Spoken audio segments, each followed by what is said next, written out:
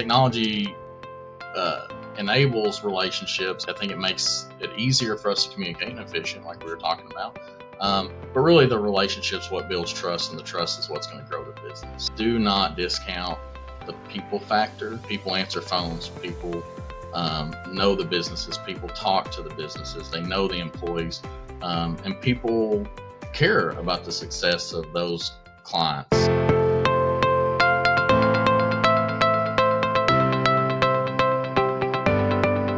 Hello and welcome to another episode of Banking Matters. I'm your host, Elizabeth Holtrop, and today I am very pleased to be joined by CJ Tate. CJ, welcome to the podcast. Hey, Elizabeth. Thanks for having me. I really appreciate it. Of course. I'm going to start with a really brief professional bio, and then we are going to get into the meat of our episode. So CJ Tate is the Senior Credit Officer for First People's Bank in Tennessee, currently serves as Chairman-elect of the Tennessee Bankers Association Young Bankers Division. His work includes credit administration, risk management, lending strategy, and organizational development. A passionate supporter of community banking. I love hearing that. We are here too. CJ enjoys connecting with bankers from across the industry, sharing ideas, and learning from the experience of others. He is particularly interested in leadership development, industry advocacy, and helping community banks navigate the opportunities and challenges ahead. CJ, I am so glad that you have joined us today, and thank you for being on the podcast. One thing we like to start out with, before we get into anything specifics, is can you just tell us a bit about your background, how you got started in banking, and kind of what led to your current work? Yeah, so my background in banking would be I started as a teller, and then moved up, managed some branches, opened a few branches for my first bank that I worked with, and worked into lending, did lending for a little while, and then had the opportunity through the networking connections that I made to get a job opportunity to be a credit officer at a bank that I'm currently at, and just kind of grew from there. Before banking, I was actually a performer in a dinner theater in Pigeon Forge, Tennessee. I love did that. For 4 I years. love that so much. So yeah, I think that having that prior experience in some customer service, hospitality industry, really drives my focus on relationships and community banking. I love hearing that. And honestly, even though your story is unique, it seems similar to a lot of us who kind of fell into community banking and discovered how much we love it. Folks like me where, I've got a history major from college and graduated and thought, what the heck do I do with a history major? And I am so grateful I landed in banking. Don't know if that's similar to you or not. Theater, history, not quite a banking background. And yet here we are and just really enjoying what we do to support community banks. So thank you for sharing some of that background. To get into the meat and potatoes of what we're thinking about talking about, one of the topics we want to talk about is treasury management as a relationship strategy. And this is a phrase you used when we were talking previously, and it really, really struck me because I love that concept of building the relationships, even when you're talking about things like treasury management. So something you really zero in on is how treasury management can be leveraged more strategically within community banks. So can you tell us more about your approach to this? Why do you use that phrase? How does that work for you?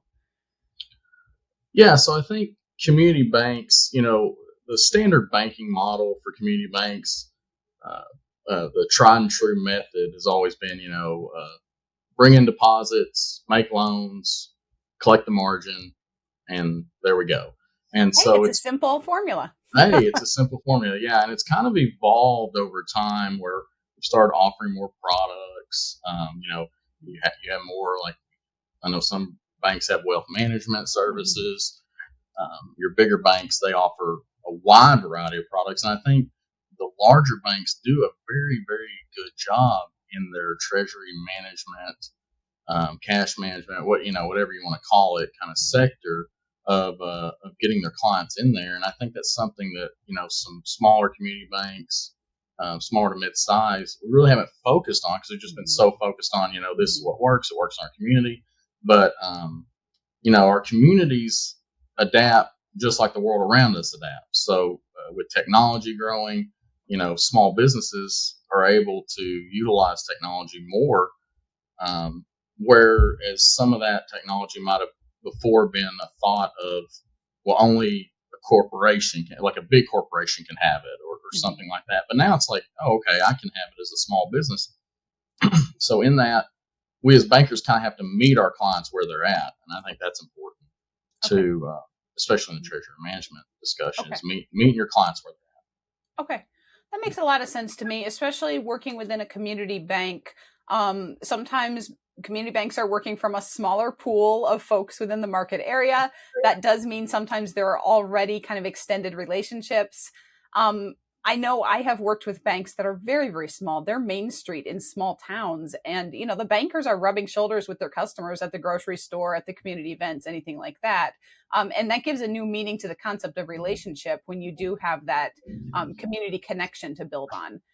One thing I want to segue a little bit into from there is to talk about your concept of ownership of the treasury management relationship.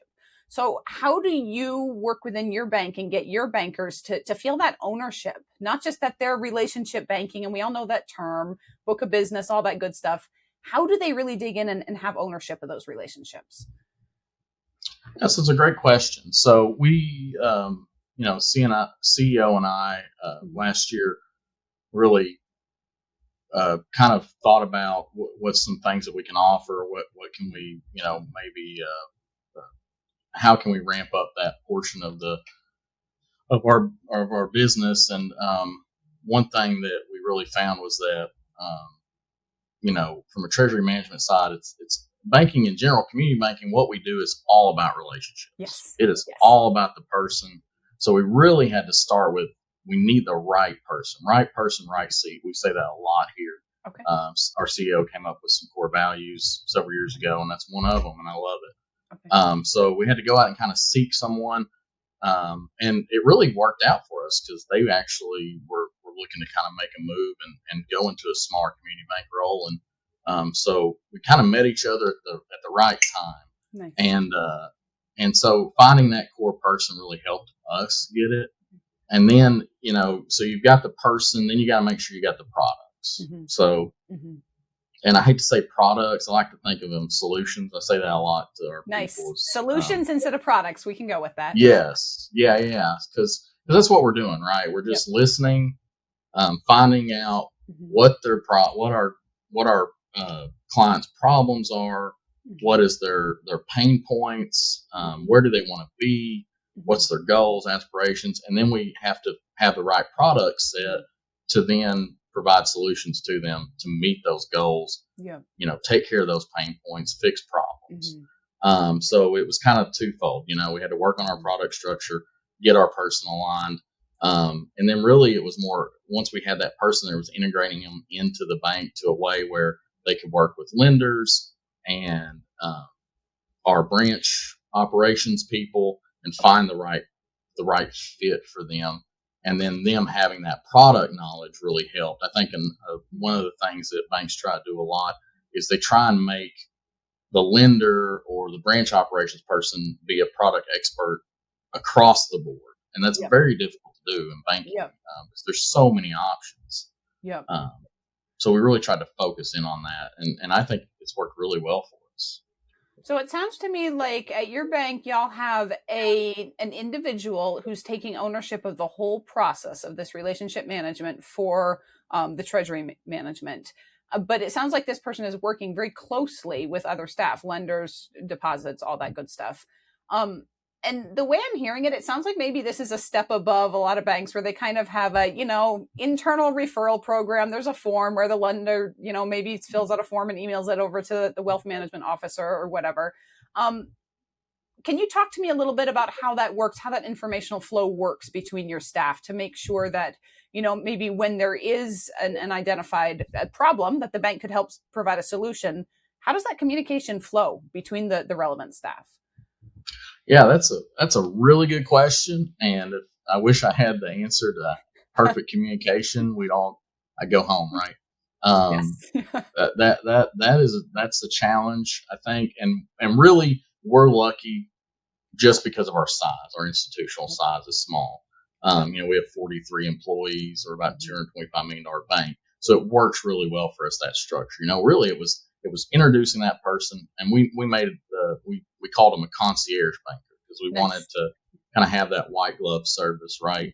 And so it was my portion with the lenders and informing them that we have this person, getting them in there to meet them and say, really what we'd like it to be is because the lender relationship with their clients, a lot of it is ongoing, but once the loan documents are signed or advances or things like that, there's not a lot of communication. There might be you're going to have a lot of, if you have a good lender, you're going to have a lot of follow up and all that. But we really wanted to say, hey, have our lenders when they're talking, just, going to golf, going to eat, doing whatever, saying what's going on with your business, where y'all at, and if they say, well, we're having a really big problem with our payroll, or something, it's any kind of thing that comes along, they literally only have to say, hey, we've got a guy that could probably help you with that, or we've got a girl that could work with you on that. Let me get you in touch with them. So you don't have to be the product expert and maybe say something that maybe have changed or, can constantly keep up with that. It's like, we're going to hand you off to this person, and this person knows how to get them through that finish line. And I think that's important, because, jack of all trades, master of none.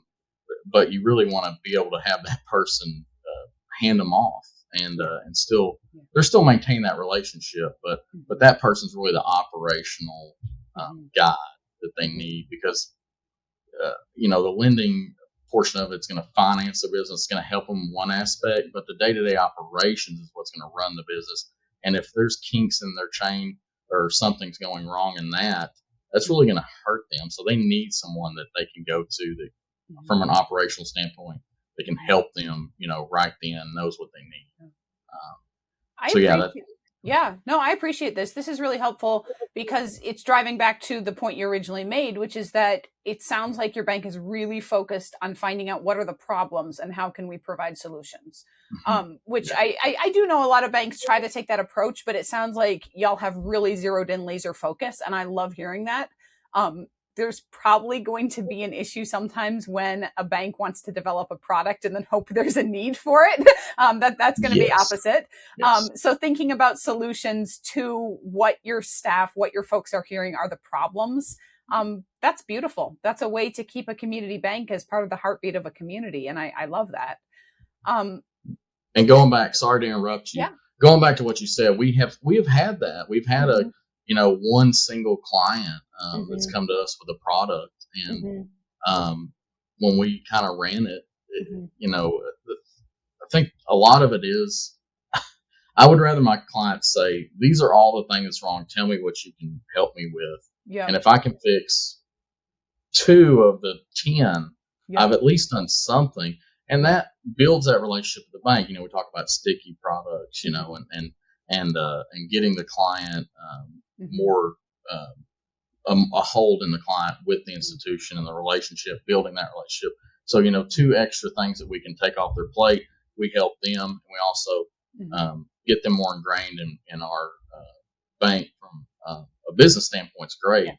But we've had that actually happen where we had a product the client really wanted, and unfortunately when we ran it, it was like, it's not fiscally responsible for us to go out and get something and pay a large fee for one client. And we were very upfront and honest with that client about it. Now, if that, I would challenge bankers to look at a total relationship. And I know there's a lot of banks that are working more in doing that.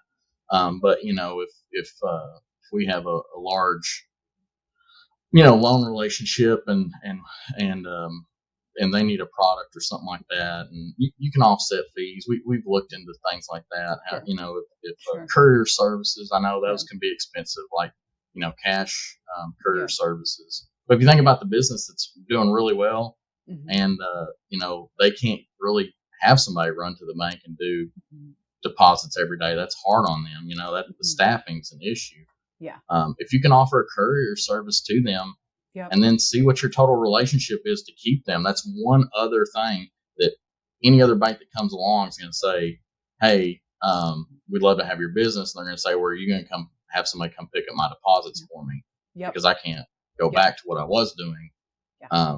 I mean, that you got them, I got them. That sounds bad, Yeah. Well, but yeah, you've helped solidify that relationship where they have identified a need, you have a solution, or a product that is a solution. Going back to your concept of a sticky relationship, can you tell me how the bank you're working for and how you implement that concept of a sticky relationship where someone stays with the bank long term? Obviously, we want our customers to be happy and stay with the bank for life. yeah. How does Mhm. that work in the real world?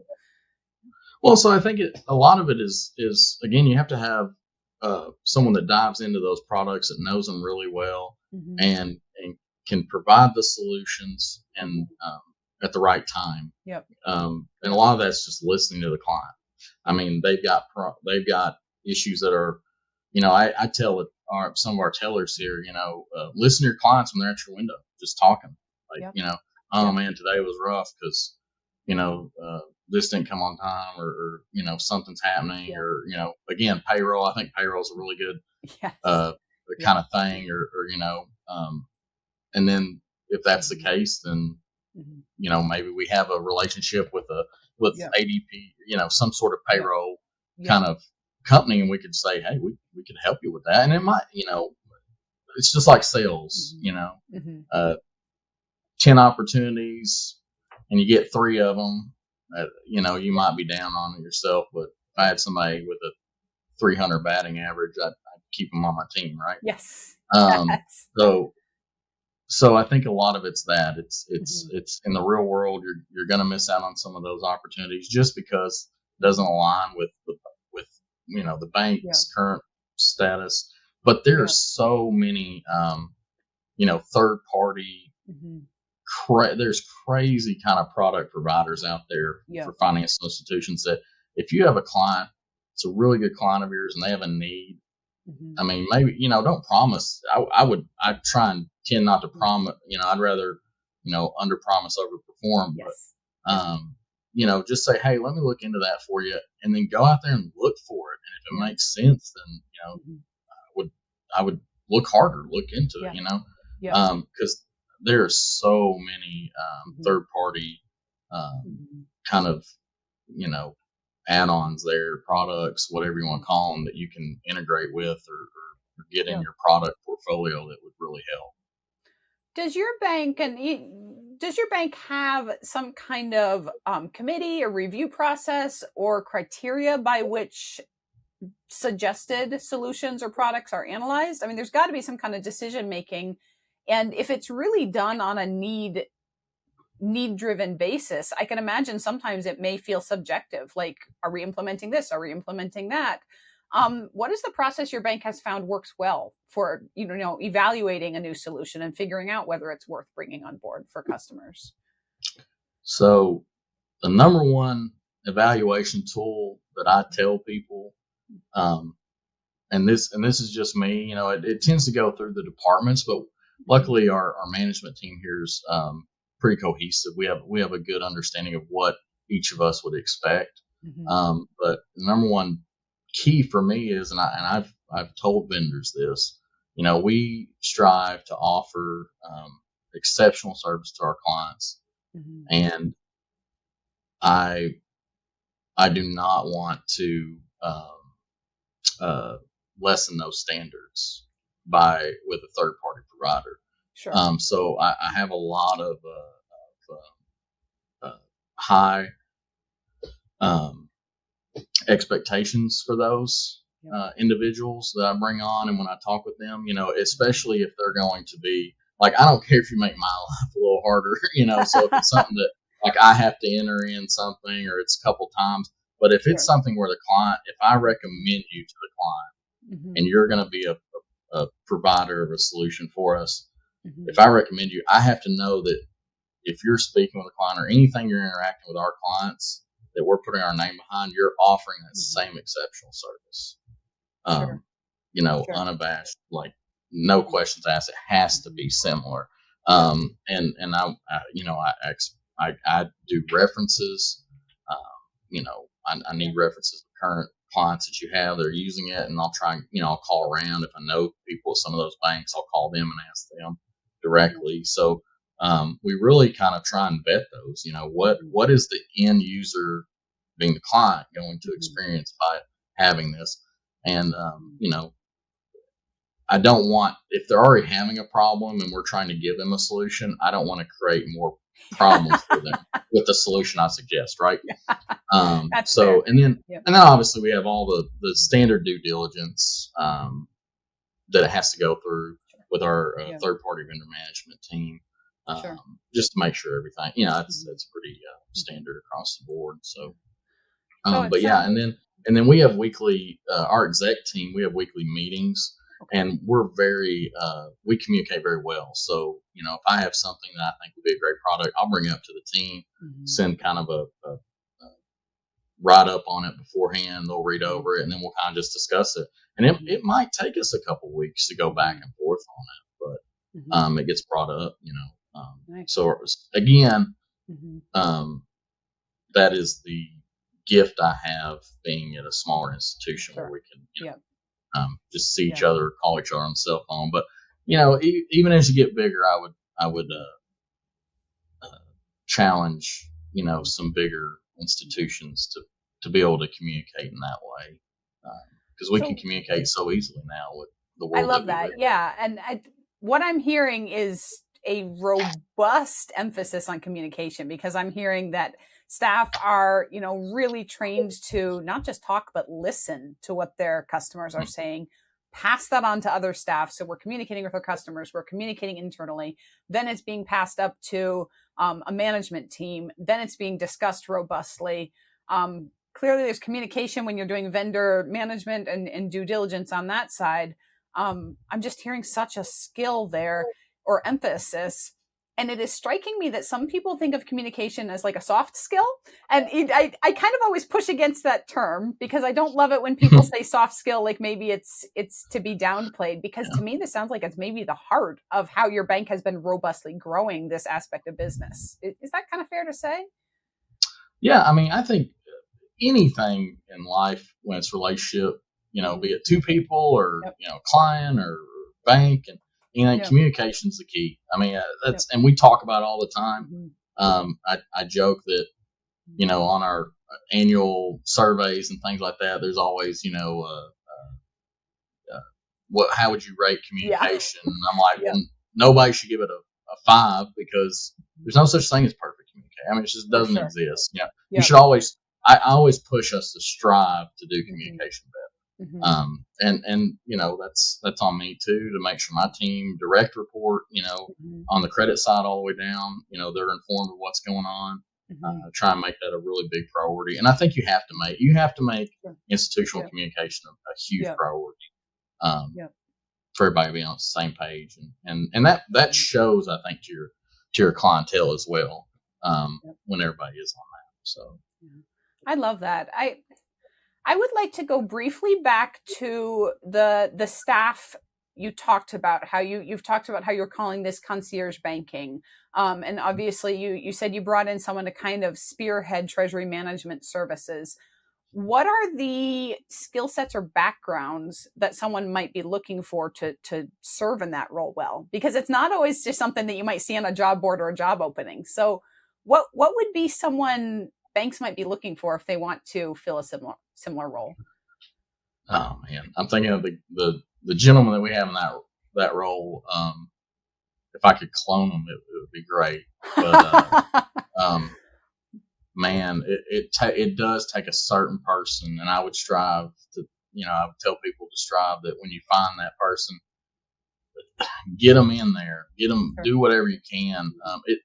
That person has to be an excellent communicator and relationship builder. They have to have very, very, very strong communication skills. I don't want to say salesman, but they do have to have that kind of just ability to talk to people and not be afraid. Like, our guy will literally go down a street and walk in every business, even if they don't bank with us, just talk and hang out. And so we just got very lucky, but I know some banks, especially in the Tennessee area, there's a bank that, they actually recently hired a retired teacher at a local school.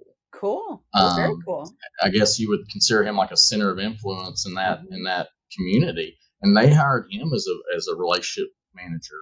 And I thought that was really, and when that was, I think, last year.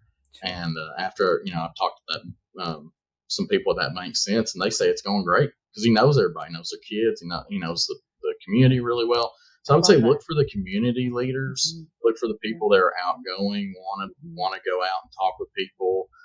Look for somebody that kind of understands business. Okay. You have to understand how business works in order to help them.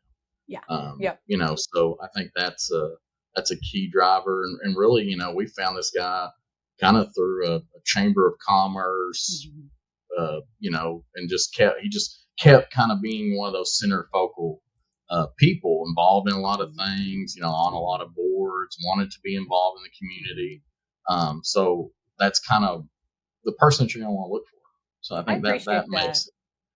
Yeah, I do appreciate that because, like I said, it's not always a job description that you're going to see on the job board, but it sounds like it would be an integral role for some banks wanting to develop more of this focus within their bank. We are coming up at our time, and I feel like the time has flown because I have been so interested in how your bank is engaging with this and impacting your community in these ways. To close out the episode, we always like to ask our guests to share just one piece of advice, maybe something that's on your mind or a rule of thumb you live by. What is something you can leave us with, a piece of advice for other bankers? Oh, I would say to other bankers, really, we're in a very technology heavy and driven environment right now. At the speed of light, almost, it feels like, changing every day.